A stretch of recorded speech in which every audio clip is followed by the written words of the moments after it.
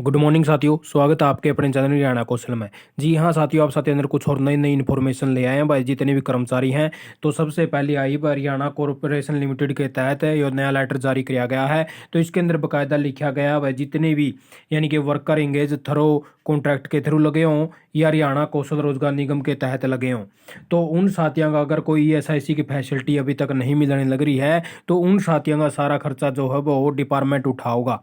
तो बाकायदा ये सारी चीज़ लिख दी है। अगर उनके पास ईएसआईसी नोट कवर्ड है, वे ईएसआईसी के तहत नहीं आते हैं, तो उनकी यानी कि जो भी प्रोवाइड होगा वह वो एचपीजीसीएल के तहत जितने भी यानी कि इनके इन पेरेंट यानी कि हॉस्पिटल हैं भाई एचपीजीसीएल के तहत, तो उन सारे हॉस्पिटलों में इनका इलाज हो सकेगा, सारा खर्चा डिपार्टमेंट उठाओगा साथियों। तो बाकायदा सारी बात इसके अंदर लिख रखी है। और जो आप साथियों ने भी लेटर चाहिए तो अपना मैं टेलीग्राम के अंदर मैं डाल दूंगा। आगे की करके अब जो चीफ इंजीनियर की पावर रहोगी वह फुल पावर रहोगी, और जो सीई का यानी कि कंसल्ट की रहोगी वह 2 लाख लग की, और SCFA की रहोगी वह 50,000 तक की लिमिट रहोगी साथियों इनकी। ठीक है, जो मेडिकल फैसिलिटी देने के लिए भाई इन कर्मचारियों की अगर ये ईएसआईसी के कवर्ड के तहत नहीं आते हैं तो। आगे एक नया लेटर रहा है साथियों, तो देख लीजिए ये आया भाई चीफ सेक्रेटरी साहब ने जारी किया है 9 नवंबर 2022 को।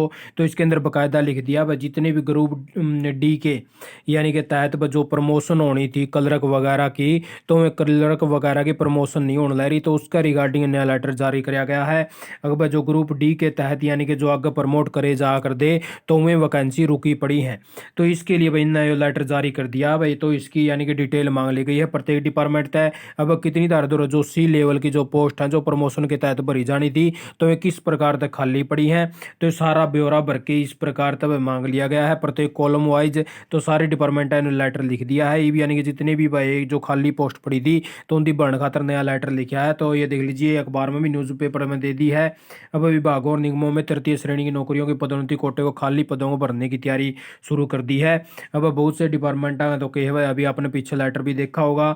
अब समय गुजर जाने के बावजूद भी कई विभागों ने एक तो HRMS का डाटा और एक जो ई पोस्टिंग का डाटा है उसके अंदर गड़बड़ पाई गई है। ई पोस्टिंग में ज़्यादा पोस्ट थी और HRMS में कम पोस्ट दिखाई रही हैं, जो इनकी भाई यानी कि मौजूदा खाली पोस्ट के तौर पर होया कर है, तो इनके अंदर गड़बड़ मिली है। 38 विभागों ने यह गलती कर रखी है, तो उनकी दोबारा तो लेटर लिखा है।